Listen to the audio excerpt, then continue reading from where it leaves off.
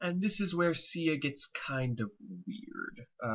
Changing elements algorithm. Let's talk about those two pieces, starting with the change.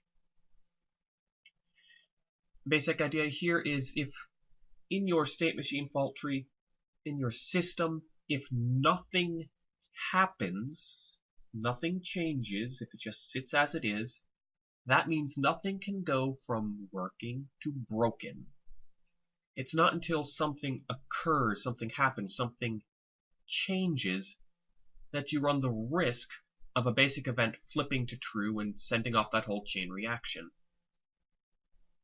That means we are looking for the moments where something changes.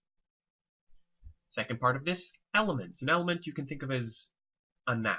It's a piece of the system. It's any one thing that's about an ingredient, well, a noun, a thing that's in there. Putting these two things together, change is when an element influences something or is influenced by something. And it, or the thing touching it, or the thing it's touching, whatever, those are the things that could result in a change. In other words, those are the only pieces when the change occurs that have a risk of flipping one of your basic events and setting up a top-level error. So what we try to do with CEA is figure out what elements are being messed with, figure out what basic events those elements mess with, and then when we look at a state, or rather a transition, since that's where change occurs, when you look at a transition, you figure out what elements are messed with.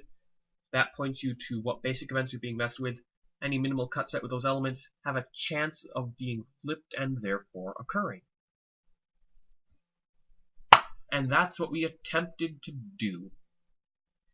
It did not quite work out. Let me explain why that didn't quite pan out in our favor.